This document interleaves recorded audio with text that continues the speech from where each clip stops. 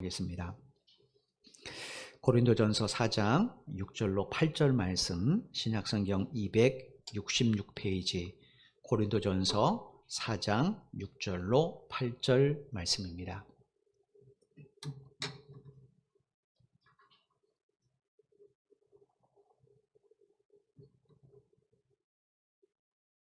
신약성경 266페이지, 고린도전서 4장 6절로 8절 말씀 찾으신 줄 알고 제가 봉독해 드리도록 하겠습니다. 6절입니다. 형제들아, 내가 너희를 위하여 이 일에 나와 아볼로를 들어서 본을 보였으니 이는 너희로 하여금 기록된 말씀 밖으로 넘어가지 말라 한 것을 우리에게서 배워 서로 대적하여 교만한 마음을 가지지 말게 하려 함이라. 누가 너를 남달리 구별하였느냐? 내게 있는 것 중에 받지 않은 것이 무엇이냐? 내가 받았은즉 어찌하여 받지 아니한 것 같이 자랑하느냐? 너희가 이미 배부르며 이미 풍성하며 우리 없이도 왕이 되었도다. 우리가 너희와 함께 왕 노릇하기 위하여 참으로 너희가 왕이 되기를 원하노라. 아멘. 심리학 용어 중에서 프로크루스테스의 침대라는 그런 용어가 있습니다. 이 용어는 그리스 신화에 나오는 프로크루스테스의 이야기에서 나온 그런 말입니다. 그리스 신화에 보면 프로크루스테스는 포세이돈의 아들입니다. 그런데 힘이 워낙 세고 또 기골이 장대한 그런 거인이었다고 합니다. 그가 이제 이런 신체 조건을 가지고 무엇을 했는가? 좋은 일에 쓰면 참 좋겠지만 이 프로크루스테스가 아테네 교회에 있는 그 케피소스 강가에서 살면서 흉악한 강도짓을 일삼는 아주 악인이었다고 합니다. 그런 그의 집에는 철로 만든 침대가 있었는데 그러니까 지나가는 나그네에게 마치 선행을 베푸는 것처럼 자기 집으로 초청을 한답니다. 그리고 나서 자기 집에 있는 그 쇠 침대에 그 나그네를 눕힌답니다. 근데 문제는 눕히고 나서 나그네의 몸이 침대 길이보다 짧다. 그러면 사정없이 목과 다리를 잡아내려서 죽인대요. 그런데 반대로 몸이 침대 길이보다 길다. 그러면 침대에서 벗어난 만큼 칼로 잘라낸다고 합니다. 그렇게 사람을 무자비하게 죽이는 그런 악인이에요. 이런 집에 들어가면서 침대에 누우면 누운 사람 가운데 살아남는 사람은 한 사람도 없는 겁니다. 왜 한 사람도 없는가? 이유는 이 사람 집에는, 이 프로크루스테스의 집에는 아무도 알지 못하는 두 개의 쇠침대가 있는 겁니다. 하나는 작은 것, 하나는 큰 것. 그 나그네를 초청해 놓고 그 나그네 신장을 가름한 다음에 키 큰 사람이면 작은 침대를 내놓고 작은 사람이면 큰 침대를 내놓은 겁니다. 그러니까 어떻게 되겠습니까? 당연히 그 침대에 누우면 다 죽임을 당할 수밖에 없죠. 근데 재미있는 것은 이 프로크루스테스도 아테네 왕인 아이게우스의 아들인 테세우스에 의해서 똑같은 방식으로 죽었습니다. 자기 침대에서. 이런 프로크루스테스의 이야기, 신화를 가지고 이제 심리학자들이 만든 용어가 프로크루스테스의 침대라는 용어예요. 이 용어의 의미가 뭐냐면 신화 속에 등장한 이 프로크루스테스처럼 자기 기준이나 자기 생각에 맞춰서 남의 생각을 억지로 바꾸려는 것, 혹은 남에게 피해를 끼치면서까지 다른 사람의 생각을 자기 기준에 억지로 맞추는 것, 이런 횡포와 독단을 가리켜서 프로크루스테스의 침대라 이렇게 이야기합니다. 그런데 심리학자들의 표현에 빌리면 모든 사람들의 마음에는 저마다 이런 프로크루스테스의 침대가 하나씩은 있다고 그래요.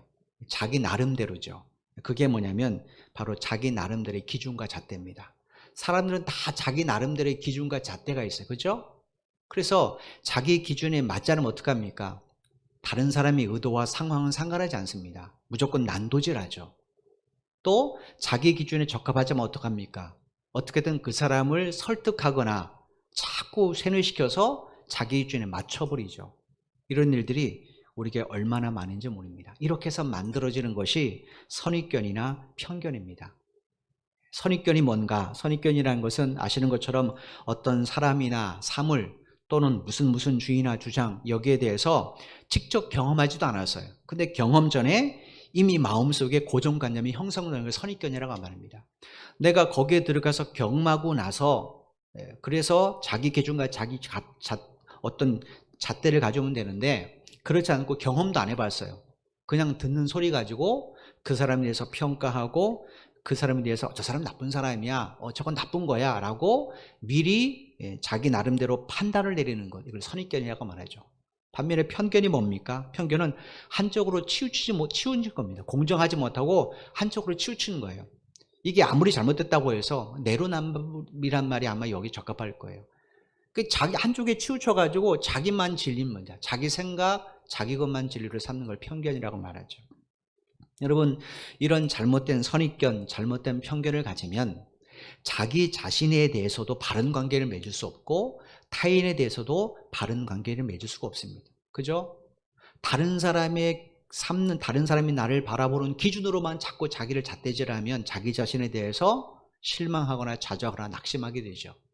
또 자기 기준을 가지고 다른 사람을 막 잣대질하면 어떻게 됩니까? 그 사람을 비하하거나 혹은 그 사람에서 잘못된 유언비어를 만들어낼 수도 있습니다. 그러니까 나름대로 이 프로크루스테스라는 침대를 치워버리지 않으면 우리가 올바른 기준과 올바른 잣대를 가지기가 매우 힘든 겁니다. 고린도전서 4장 3절에서 사도 바울이 무슨 얘기했습니까? 나는 고린도 성도들이나 아니면 고린도 사람들, 세상 사람들이 나에 대해서 판단하는 것 나 그렇게 무겁게 생각하진 않아, 이렇게 말을 했습니다. 어떻게 바울이 이런 말을 했는가? 그건 이 바울은 자기 마음의 잘못된 선입견, 잘못된 편견을 양상해내는 마음속에 있는 이 프로크루스테스의 침대를 제거해버렸기 때문에 그래요. 그래서 그가 이런 말을 하시는 겁니다. 그럼 바울은 어떻게 이런 걸 제거할 수 있었는가? 그거 비결은 하나입니다. 바울은 오직 모든 판단을 하나님께 맡겼기 때문에 그래요. 우리가 앞선 5절에서 살펴봤잖아요. 하나님이 어떤 분이십니까? 하나님은 이 세상의 모든 것들의 은밀한 것까지 다 아시는 분이 하나님이십니다. 그죠? 따라서 올바른 판결을 내릴 수 있는 유일한 공의의 재판장이 누구신가? 하나님이세요. 하나님의 판단만이 절대적인 거죠. 예를 들어서 여러분 생각해보세요. 어떤 사람이 과속을 합니다. 근데 그 과속하는 거를 우리가 보게 되면 저 사람 난폭 운전자라고 말하잖아요. 그죠? 근데 실제로 그 운전자는 그날 하필이면 배탈이 났어요. 화장실을 빨리 찾아야 되니까 운전하다 실례할 수는 없잖아요. 그래서 밟았어요. 근데 밖에 있는 사람은 어떻게 됩니까? 그 상황을 모르니까 나름대로의 선입견과 편견을 가지고 그 사람은 난도질하는 거예요. 반대로 그 사람도 자기 나름대로의 기준이 있지만 그러나 공정이라는 기준에 대해서는 그 사람이 잘못한 일을 저지르는 게 되는 거죠. 이렇게 사람들은 각자 자기 나름대로의 잣대와 기준이 있어요.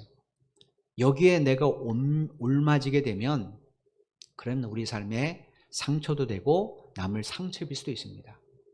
심지어 그것이 타인의 생명과 자기 생명을 심하게 상해하는 경우도 있어요.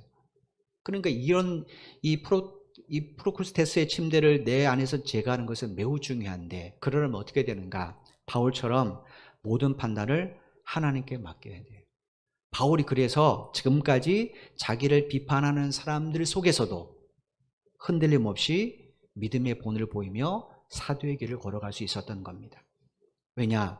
그는 하나님의 판단만이 절대적이라고 생각하니까. 여러분, 우리가 하나님 앞에서 산다고 생각해 보십시오. 그럼 우리가 정말로 불의와 불법을 행할 수 있을까요? 그렇지 않겠죠. 그죠? 우리가 하나님 판단을 무시하고 사람의 판단만 중요하게 생각하니까 사람들의 눈에 보일 때는 뭔가 거룩해 보고 경건해 보이지만 사람이 없는 곳에서는 은밀한 죄들을 많이 범하잖아요. 이유가 뭔가? 우리가 하나님의 판단보다 사람의 판단을 더 중요하게 생각하고 절대화하기 때문에 그렇습니다. 그런데 바울은 오직 하나님의 판단만을 절대화했어요. 그 바울이 오늘 본문에 이렇게 6절에서 말을 합니다. 6절 말씀입니다. 형제들아, 내가 너희를 위하여 이 일에 나와 아볼로를 들어서 본을 보였으니 이는 너희로 하여금 기록된 말씀 밖으로 넘어가지 말라 한 것을 우리에게서 배워 서로 대적하여 교만한 마음을 가지지 말게 하려 함이라. 여기서 바울이 말하는 이 일이 뭔가? 이 일이란 사람에 대한 인간의 판단을 절대화하지 않는 겁니다. 우리가 지난 시간에도 말씀드렸지만 만약에 바울이 하나님의 판단이 아니라 사람들의 판단만을 절대화했다. 그럼 어떻게 되겠습니까? 그는 말씀에 충성된 종이 될 수 없을 겁니다. 그저 사람들의 말 한마디에 흔들릴 수밖에 없는, 사람들의 요구만을 채우려고 하는 그런 사람의 종으로 전락하게 됐을 거예요. 따라서 인간의 판단이 아니라 하나님의 판단만을 절대하는 것, 그것은 사실은 주님 보시기에 올바른 신앙의 자세인 겁니다. 지난 시간에 우리가 함께 살펴봤잖아요. 그런데 6절에 보니까 바울이 여기에 대해서 자신과 아볼로의 관계를 통해 고린도 성도들에게 본을 보였다, 이렇게 말을 했어요. 바울과 아볼로는 고린도에서 함께 공동 목회한 적이 없습니다. 바울이 떠난 뒤에 아볼로가 왔어요. 그리고 서로 얼굴을 맞댄 적도 없어요. 바울이 에베소에서 잠깐 머물 때, 거기에 고린도에서 떠나서 에베소 머물 때 거기 아볼로 부부를 거기 남겨뒀습니다. 그때 아볼로가 이 에베소에 왔거든요. 그 바울과 아볼로는 아직 대면한 적이 없습니다. 근데 바울이 뭐라고 하는가? 나와 아볼로의 관계를 통해 이 사실을, 사람들의 말이 아니라 하나님 말씀만 절대화하는 것이 올바르다는 것을 너희들에게 보여줬다, 지금 이렇게 이야기하는 겁니다. 그럼 어떻게 본을 보였다는 말인가? 둘이 똑같이 함께 있으면 뭔가 다르겠지만 두 사람은 아직 함께 사역한 적이 없거든요. 왜 이런 말을 했는가? 그것은 서로가 서로를 비판하지 않았기 때문에 그래요. 우리말로 6절에서 본을 보였으니라고 보냈던 이 헬라어, 이 단어의 본래 의미가 뭐냐면 적용한다는 뜻입니다. 바울이 왜 이런 단어를 사용했는가? 그건 자기에게도 판단이 있었다는 거예요. 여러분 생각해 보십시오. 바울하고 아볼로는 여러 가지 면에서 서로 다릅니다. 그죠? 나이도 다르고 성격이나 성장 배경도 달라요. 학문의 지식적 수준, 신앙의 정도, 깊이 다 다릅니다. 그죠? 그러므로 바울이 아볼로 볼 때, 아볼로가 바울을 볼 때 분명히 서로에 대한 아쉬운 면이 있었을 거란 말이에요. 바울이 예를 들어서 아볼로는 저 부분만 보완하면 정말로 나보다 더 뛰어난 훌륭한 하나님의 종이 될 수 있을 텐데, 제가 들은 이야기를 가지고 이렇게 판단할 수 있잖아요. 또 아볼로 입장에서는 바울은 성격이 너무 고지식해, 그 성격만 좀 바꾸면 주님의 일 정말로 크게 할 수 있을 텐데, 이렇게 판단할 수 있잖아요. 왜냐? 서로 성장 배경도 다르고 다 다르기 때문에 서로에 대한 아쉬운 면이 분명히 있었을 거란 말이에요. 근데도 바울은, 아볼로는 서로를 사람들 앞에서 비난하거나 판단하지 않았다는 거예요. 두 사람이 어떻게 이렇게 할 수 있었는가? 그 비결은 하나입니다. 하나님 말씀이, 하나님이 절대적 판단 기준이기 때문에 그분의 말씀을 절대하고 그 말씀을 먼저 자기에게 적용했기 때문에 그래요. 여러분, 바울이 왜 하나님 말씀을 자기에게 먼저 적용했는가? 6절에 보면 중반절에 뭐라고 말했습니까? 자신이 고린도 성도들에게 기록된 말씀 밖으로 넘어가지 말라고 가르쳤다라는 거예요. 그렇게 가르쳐 놓고 자기는 말씀 밖으로 넘어가면 누가 바울의 가르침을 따르러 하겠습니까? 그죠? 안 따르러 가죠. 그래서 바울이 자기가 가르친 대로 살려고 힘썼던 거예요. 그러면 바울이 말한 이 기록된 말씀이란 뭘 말하는가? 우리가 고린도서 1장 18절 이하에서 바울이 하는 말을 쭉 들었습니다. 바울이 이 고린도서 1장 18절 이하에서 강조한 게 뭐냐면 창조주 하나님과 피조물인 인간의 차이입니다. 피조물인 인간의 죄가 아무리 뛰어나도 창조주 하나님과 비교 안 된다는 거예요. 피조물인 인간이 아무리 능력이 뛰어나도 창조주 하나님의 능력에 미칠 수 없다는 거예요. 그러므로 피조물인 인간은 늘 창조주 앞에 어떻게 됩니까? 겸손해야죠. 그죠?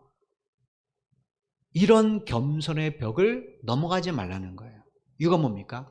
그 겸손의 벽을 넘어가는 그 순간부터 그 사람은 교만한 자리에 앉게 되어 있습니다.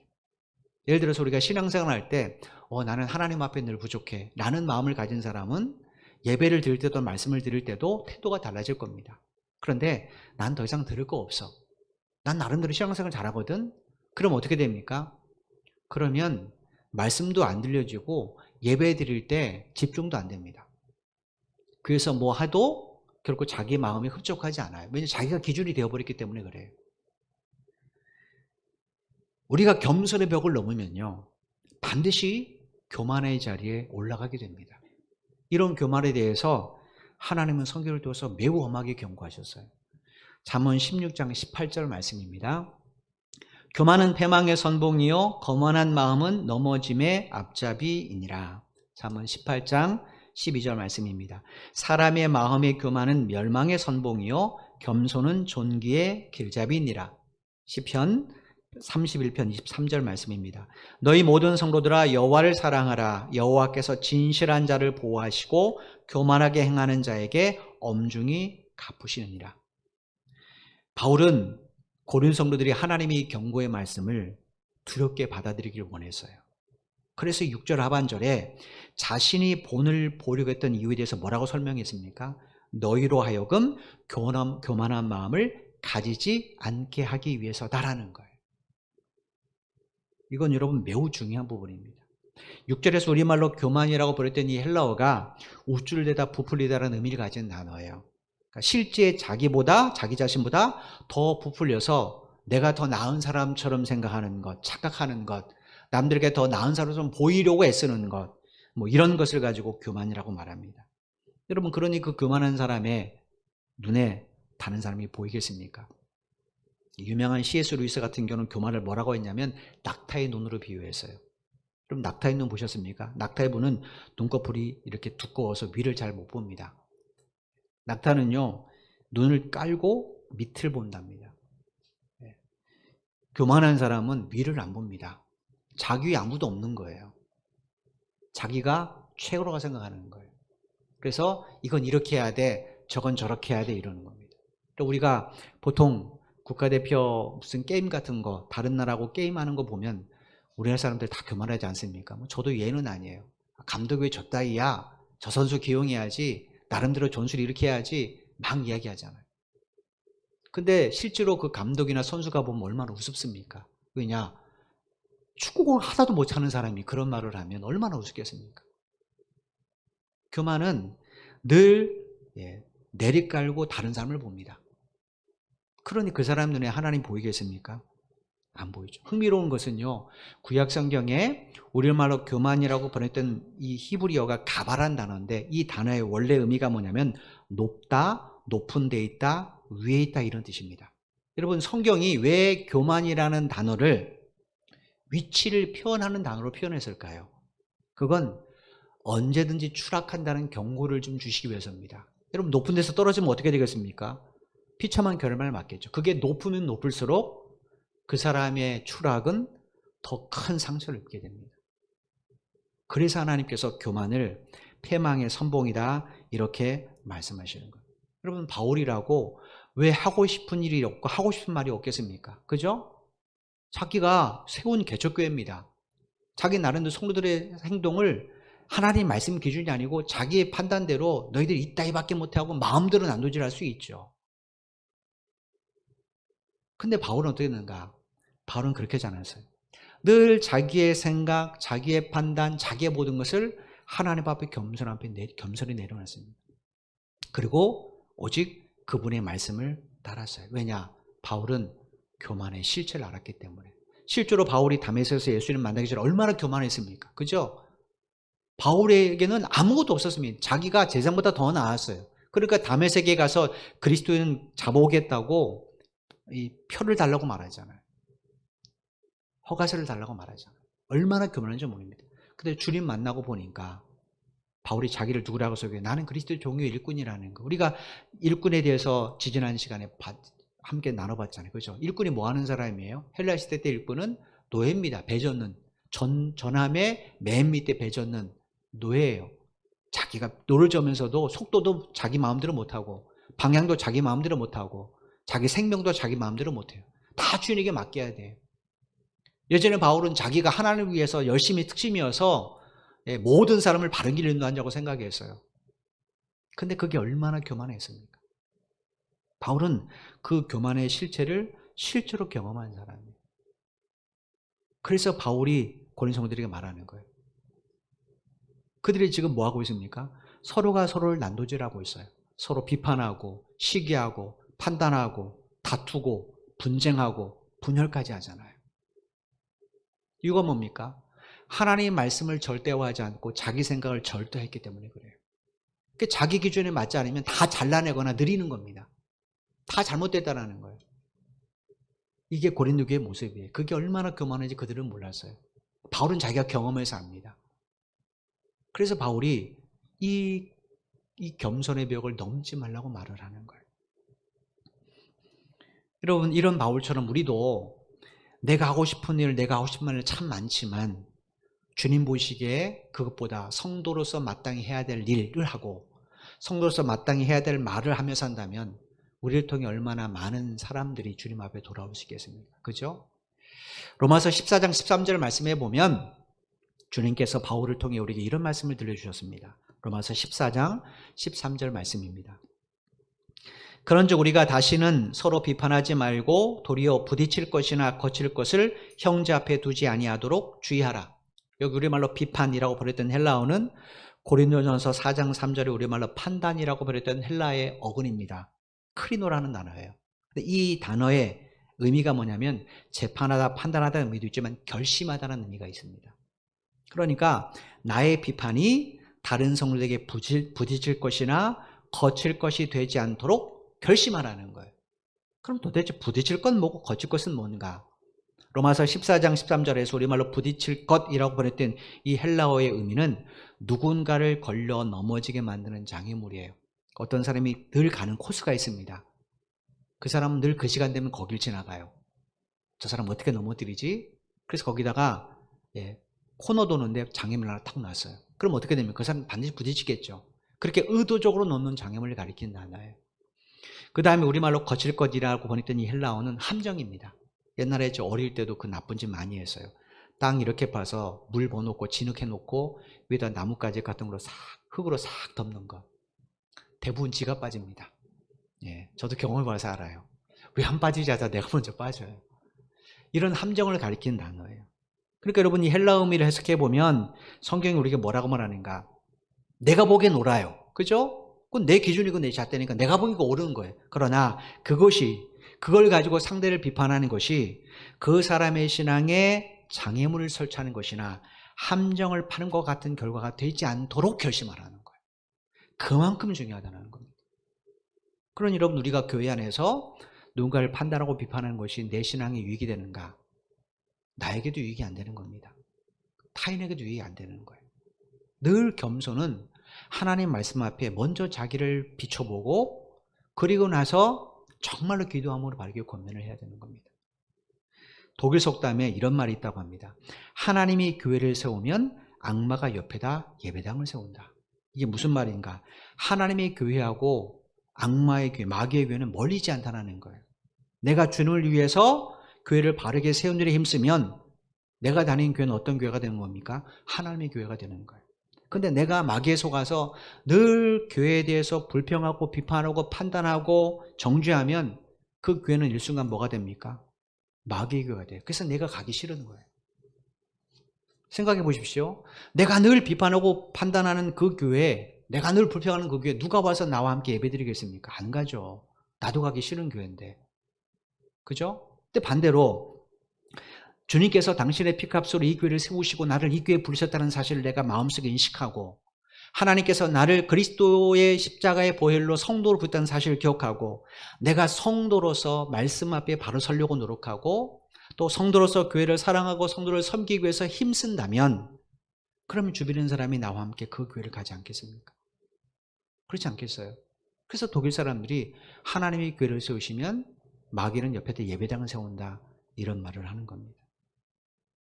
7절 말씀을 한번 보십시오. 오늘 보면 7절 말씀입니다. 누가 너를 남달리 구별하였느냐? 내게 있는 것 중에 받지 않은 것이 무엇이냐? 내가 받았은즉 어찌하여 받지 않은 것 같이 자랑하느냐? 바울이 6절에서 기록된 말씀 밖으로 넘어가지 말라고 가르쳤다고 말했어요. 근데 지금은 고린도 교회 성도들 어떻습니까? 그 울타리를 훨씬 넘어갔어요. 그죠? 우리가 요한복음을 강의할 때 말씀드린 것처럼 요한복음 1장에 예수 그리스도는 하나님의 말씀이라고 비유되어 있어요. 그죠? 태초의 말씀이 하나님과 함께 계시라고 시작하잖아요. 그러니까 우리가 예수를 믿는다는 것은 하나님께서 세상에서 예수 그리스도라는 말씀의 울타리 안으로 우리를 넣어주신 거죠. 우리가 이 울타리를 벗어나면 어떻게 됩니까? 그럼 당연히 세상의 노예, 죄의 노예가 되겠죠. 하나님께서 우리를 거기서 이끌어내셔서 우리로 이 구원을 영원한 생명을 끝까지 간직하도록 말씀이란 울타리를 채워주셨어요. 그죠? 교회와 어떤 말씀을 통하여 우리의 신앙의 울타리를 쳐주셨습니다. 이 울타리 우리가 보기에는 밖에 좋아 보일 수도 있어요. 그죠? 그래도 어떻게 됩니까? 이 울타리를 넘어가면 안 됩니다. 넘어가면 그때부터 우리는 또다시 죄의 노예로 전락하게 되는 거죠. 바울이 고린도에서 1년 6개월 사역하면서 사람들에게 이 말씀의 울타리에 죽으서는 굉장히 많은 것을, 그러므로 너희는 늘 하나님 앞에 겸손해야 된다. 서로 사랑해야 된다. 그렇게 가르쳤습니다. 근데 지금 고린도 교회는 어떻습니까? 난쟁판이 됐어요. 에베소에 드린 고린도 교회 소식은. 그들에게 그들이 바울이 가르친 말씀 밖으로 넘어가지 말라는 가르침을 철저하게 무시했던 겁니다. 마치 자기가 교회의 주인인 양 서로 비난의 칼날을 휘두르었던 거예요. 그들에게 바울이 지금 세 가지 질문을 던지는 게 7절 말씀이에요. 첫 번째 질문이 뭐냐? 누가 너희들을 남달리 구별했냐는 거예요. 여기서 남달리 구별했다는 것은 하나님의 거룩한 자녀로 구별했다는 의미입니다. 여러분, 누가 고린도에 있는 사람들 가운데 수많은 사람 가운데 그들을 고린도 교회 성도로 구별했습니까? 사람들입니까? 사람들이 당신은 예수 믿어도 돼 이렇게 판단해서 그들이 교회에 오게 된 거예요? 아니죠. 누가 구별했어요? 하나님이시잖아요. 하나님 왜 그들을 거룩한 성도로 구별하셨습니까? 그들이 고린도 사람들 가운데 도덕적으로 윤리적으로 더 고결한 삶을 살았기 때문인가요? 아니면 학문적으로 더 뛰어난 사람들 때문입니까? 아니면 부유한 사람들 때문인가요? 아닙니다. 하나님의 선택에는 이유가 없습니다. 하나님께서 당신의 절대 주권으로 일방적으로 그들을 당신의 자녀로 구별해 줬어요. 그러므로 고린도 교회 안에서 자기의 의를 자랑할 사람이 있겠습니까? 없겠습니까? 한 사람도 없죠. 자기가 의로워서 성도가 됐나요? 아니잖아요. 근데 서로 얼굴만 맞대면 야 나는 너보다 훨씬 나아 이렇게 말을 했으니 이게 이게 어떻게 사랑의 공동체가 될 수 있겠습니까? 바울이 이 질문을 한 겁니다. 두 번째는 뭐냐면 너희들이 누리고 있는 것 중에 하나님께 받지 않은 것이 있느냐라고 물어봤어요.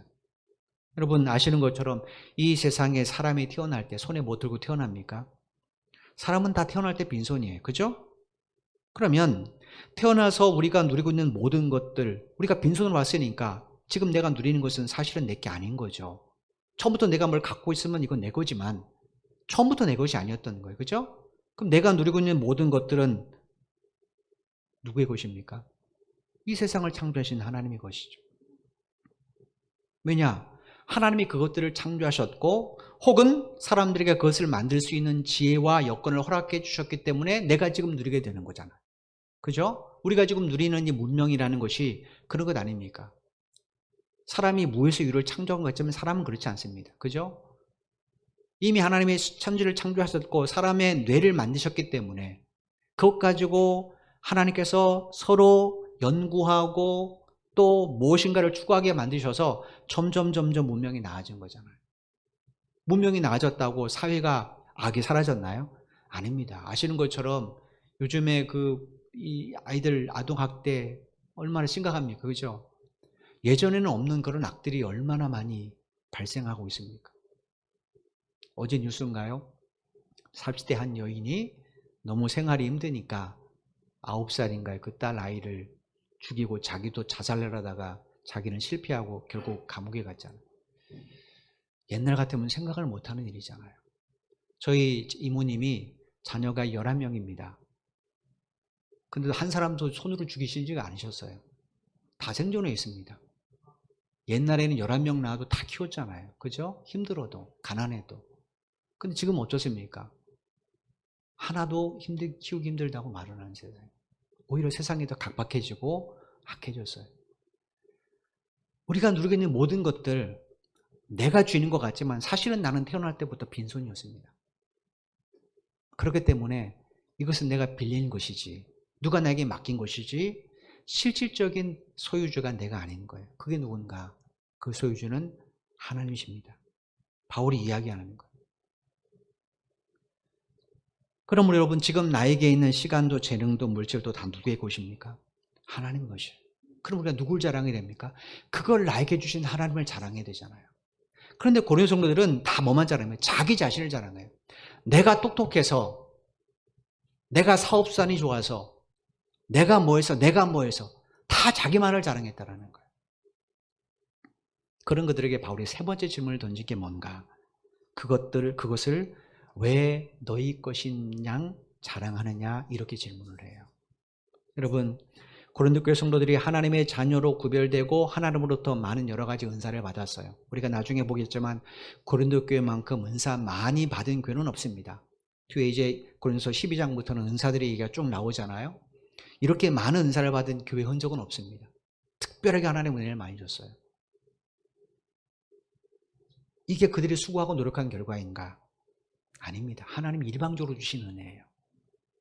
하나님이 왜 이걸 베풀어 줬는가? 왜 이런 은혜를 베풀어 줬는가? 왜 나에게 하나님이 이런 재능과 물질과 시간을 허락해 주셨는가? 그것은 바울이 3장 10절 이하에서 이미 이야기했습니다. 그리스도 터 위에 자기의 몸을 그리고 신앙 공동체를 뭘로 지어가라고요? 하나님의 거룩한 성전을 지어가라고. 여러분, 재료가 없는데 어떻게 성전을 지어갑니까? 내게 주신 것은 그 재료예요, 재료. 그런데 고린 성도들은 뭐 했습니까? 하나님이 베풀어 주신 이 은혜와 은사를 가지고 무엇을 했는가? 그리스도의 터 바로 옆에 자기 터를 또 닦는 거예요. 이거 뭡니까? 자기 집 짓기 위해서. 왜 자기 집을 지으러 할까요? 자기가 왕노릇 하려고. 하나님의 교회 안에서는 자기가 왕노릇 안 되잖아요. 그리스도 터 위에 있는 집안에서는 자기가 왕노릇 안 되잖아요. 내가 터를 닦고 내가 거기 집을 지면 거긴 내 집이니까 내가 왕노릇 할 수 있잖아요. 그들의 이런 실상을 바울이 8절에 이렇게 고발을 해요. 8절 말씀입니다. 너희가 이미 배부르며 이미 풍성하며 이미 우리 없이도 왕이 되었도다. 우리가 너희와 함께 왕노릇하기 위하여 참으로 너희가 왕이 되기를 원하노라. 여기 우리말로 배부르며 라고 번역된 헬라어는 만족할 만큼 충분히 먹었다는 뜻입니다. 우리말로는 배 터져 이런 거예요. 풍성하며 라고 번역된 헬라어는 부자가 되었다는 거예요. 그러니까 고린 성도들이 자기 스스로에 대해서 뭐라고 말하니까 나는 만족할 만큼 충분히 가진 부자야 이렇게 말했다는 거예요. 뭘 충분히 가졌다는 건가? 영적 은사입니다. 영적 은사. 자기는 방언도 할 줄 알고 자기는 예언도 할 줄 알고 나는 거기 한 가지 더 있어. 나는 병 고치는 은사도 있어. 이렇게 자기의 영적 은사들을 말해요. 다른 말로 하면 고린 성도들이 자기 자신을 영적으로 풍성한 자, 영적 완성자로 착각했다라는 거예요. 그러니 그들이 바울과 아볼로의 말을 들으려고 하겠습니까? 비웃죠. 그쯤 나도 알아. 비웃죠, 당연히.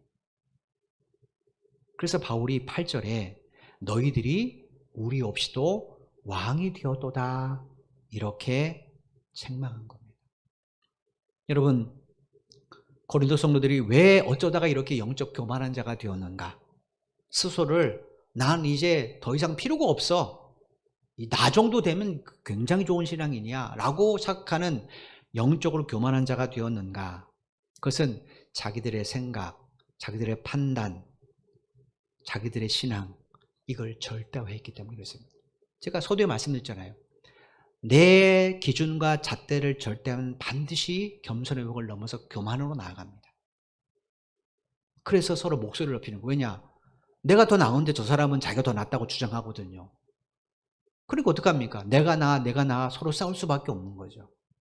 그러다 보니 파가 갈라지고 서로 목소리를 높이고 만나면 예배하면서도 서로에 대해서는 저주를 내리는 관계가 되는 겁니다. 그런 그들에게 바울이 뭐라고 말했는가? 우리가 너희와 함께 왕노릇하기 위하여 참으로 너희가 왕이 되기를 원한다 이렇게 말을 했어요. 여기 8절에 우리말로 함께 왕노릇하기 위하여라고 번역된 헬라어가 쉼바실리오라는 단어입니다. 우리말로 번역하면 함께 다스린다 이런 뜻이에요. 2000년 전 로마 제국은 아시는 것처럼 그 땅이 적지 않았습니다. 지중해 전체예요. 그래서 지중해를 중심으로 서쪽으로는 잉글랜드 북부, 동쪽으로는 오늘날의 이라크 지역, 그 다음에 남쪽으로는 북부 수단, 이 일대 지중해 전체를 다 다스린 게 바로 이 로마 제국이잖아요. 이 로마 제국의 거대한 영토를 황제 혼자 다스릴 수 있습니까? 없습니까? 못 다스리죠. 그래서 로마 황제들이 한 게 뭡니까? 한정된 지역을 누구에게 위임하여 다스리게 한 거예요. 그 왕을 가리켜 분봉왕이라고 말합니다.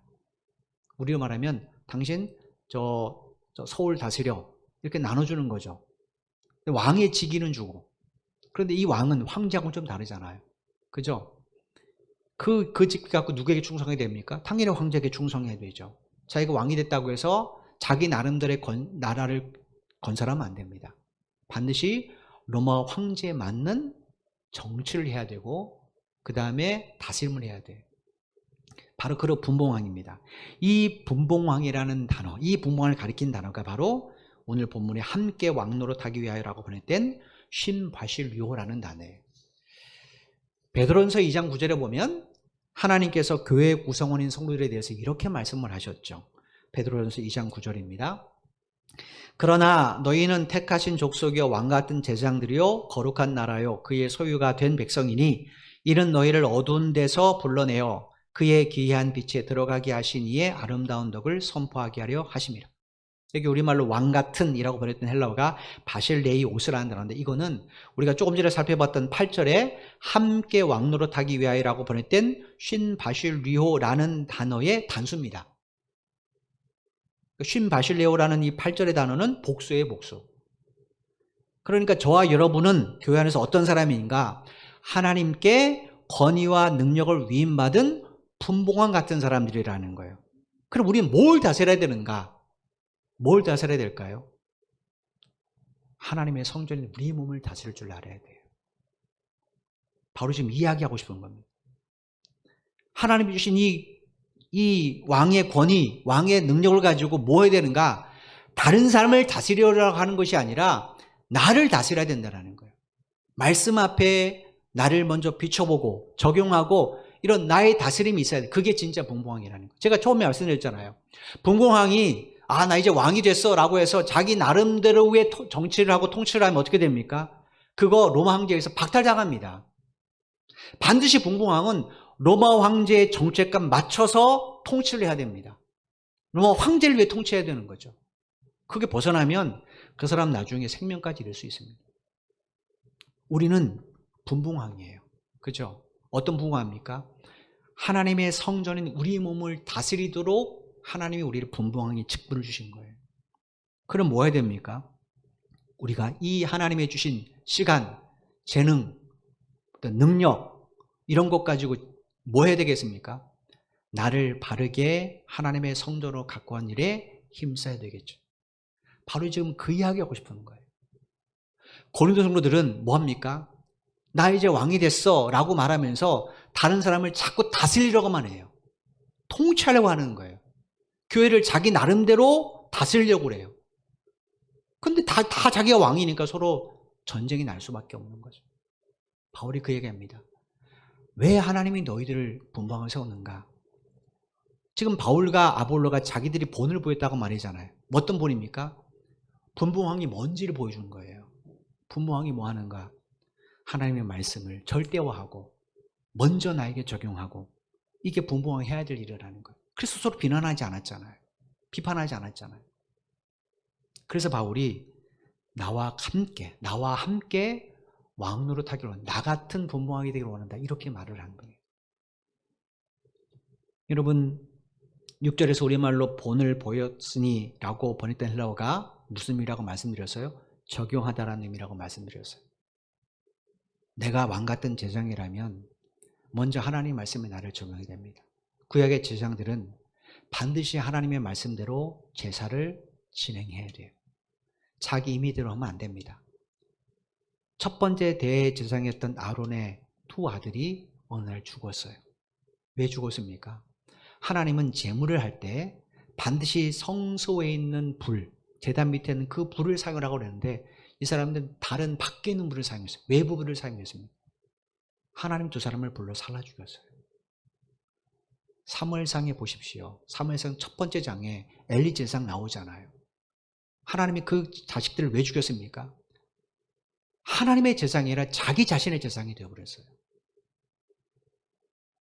사울이 왜 교만하게 됐습니까? 분봉왕인데 지가 하나님처럼 착각하기 때문에 그렇잖아요.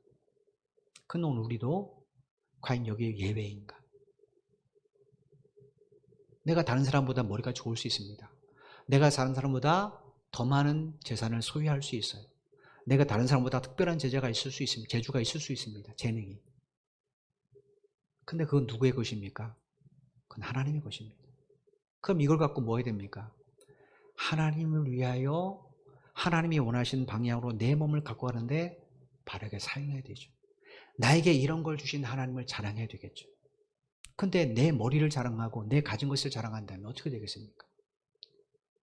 그거는 겸손의 벽을 넘어간 일이 될 겁니다. 바울이 이야기하는 겁니다. 마태복음 22장 32절에 보면 예수님께서 우리에게 하나님에 대해서 이렇게 말씀하셨어요. 하나님은 죽은 자의 하나님이 아니고 살아있는 자의 하나님이다. 이게 무슨 의미일까요? 하나님이 살아계시다는 것은 그분의 말씀이 지금도 현재 진행형으로 이루어진다는 거예요. 그래서 제가 저희 자녀들에게 내가 너에게 뭐 해줄게. 이거는 이루어질 수 있는 일이잖아요. 그죠? 근데 제가 죽으면서 유언으로 내가 뭐 해줄게 라고 말하면 그거 뭐가 되는 겁니까? 그건 이루어질 수 없는 일이에요. 내가 살아있어야 그걸 이루어주죠. 하나님이 살아계시다는 것은 그분의 모든 말씀이 지금도 현재 진행형으로 이루어진다는 전제입니다. 그럼 우리가 뭘 기준으로 삼고 살아야 되겠습니까? 바울처럼 하나님의 말씀을 절대적 가치 기준으로 삼아야 되는 거죠. 그럴 때 우리의 삶에는 무슨 일이 일어날까요? 당연히 그 말씀에 있는 하나님의 뜻, 하나님의 약속, 하나님의 능력이 온전히 이루어지는 놀라운 역사가 일어나게 되지 않겠습니까? 여러분 이 사실을 마음에 새기시고 올 한 해 여러분들 하나님께서 여러분의 개인에게 주신 말씀들, 가정에 주신 말씀들 그냥 집에만 붙여주지 마시고 늘 묵상하시고 읽어보시기 바랍니다. 주일날마다 하나님이 주신 이 말씀들 그저 오늘 하루 그냥 1시간 설교 들었네라고 하지 마시고 일주일을 오늘 우리 노심사님 기도한 것처럼 일주일을 그 말씀 가지고 한번 살아가시고 나에게 적용해 보시기 바랍니다. 그러면 반드시 거기에는 하나님의 말씀의 능력이 나타나게 되어 있습니다. 그리스도인들은 절대로 내로남불의 삶을 살아서는 안 됩니다. 나는 괜찮고 타인은 안 좋고 그거는 선입견과 편견에 둘러싸여 있는 거예요. 하나님의 말씀을 가지고 먼저 나를 비춰보고 나에게 적용해 볼 때 그때서 나의 변화된 삶을 통하여 하나님의 말씀이 우리의 삶의 현장에 그것이 가정이든 일터이든 나타나고 드러나게 되는 겁니다. 이런 삶이 얼마나 복된 삶이겠습니까? 올 한 해 이 말씀 마음에 꼭 새기시고 여러분 각자의 몸을 거룩한 성전으로 만들어 갖고 가는 일에 열심히 한번 내시기 바랍니다. 이 일을 위해 하나님이 여러분이 구하는 것을 반드시 허락해 주실 거예요. 여러분 우리가 내 몸을, 내 가정을, 내 일터를 하나님의 교회로 바르게 세워가는데 내 교회 신앙 공동체를 바르게 세워가는데 필요한 것들을 하나님이 왜 허락하지 않겠습니까? 그것은 하나님의 뜻인데 그죠? 먼저 그 나라와 그 일을 구하라는 말씀처럼 반드시 거기에는 하는 뜻이 이루어집니다. 이런 사실을 기억하시고 한 주간도 힘들고 어려운 이 코로나19의 현장 속에 살아가지만 그 속에서도 내가 하나님의 성전이라는 사실을 기억하고 성전은 다른 사람을 살리는 데 있습니다. 기억하시고 성전을 아름답게 갖고 가는 일에 여러분의 시간과 재능과 물질을 사용하신다면 한 주간에도 하나님의 놀라운 역사가 여러분을 통해 여러분의 가정에, 교회에, 우리 신앙 공동체 안에 그대로 이루어지게 될 것입니다. 이런 귀한 삶이 되시기를 주님의 이름으로 축원을 드립니다. 기도드리겠습니다. 하나님 감사합니다. 오늘도 우리가 몰랐던 사실을 깨닫게 해주셔서 참 감사합니다. 하나님 우린 흔히 우리보다 믿음이 연약한 사람들을 보면 마치 내 믿음이 거대한 것처럼 교만한 자리에 오를 때가 참 많이 있습니다. 그래서 억지로 내 기준에 그 사람을 맞추려고 비난하기도 하고 정죄할 때도 참 많이 있습니다. 또는 하나님과 타인이 무엇을 잘못했을 때 내 과거를 돌아보며 내 모습을 점검하기보다는 오히려 그를 심판하고 정죄할 때가 얼마나 많이 있었는지 모릅니다. 주님, 우리를 불쌍히 여겨주시고 이제 정말로 이 고린도서 4장 말씀을 통하여 우리의 가치관, 우리의 기준들이 바뀌어갈 수 있도록 은혜를 베풀어 주옵소서. 사도 바울처럼 하나님의 말씀만을 절대적 가치 기준으로 삼기를 간절히 소원합니다. 그리고 그 말씀을 먼저 나에게 적용하는 겸손한 삶을 살기를 원합니다. 또 하나님 주께서 우리를 하나님의 성전으로 부르셨사오니 우리 몸을 하나님이 주신 것으로 바르게 갖고 가는 일에 열심을 내기를 간절히 소원합니다. 그럴 때 우리의 가정도, 우리의 일터도, 우리의 신앙 공동체도 하나님이 기뻐하는 교회가 되어갈 줄로 믿사오니 주님 올 한 해 이 일에 헌신하는 우리 모두가 되게 하여 주옵소서. 맡은 자의 것은 충성이라 말씀하신 그 말씀을 결코 잊지 않게 도와주시고 정말로 하나님의 신리한 만큼 우리도 그 믿음에 부합된 삶을 살아가도록 은혜를 베풀어 주옵소서.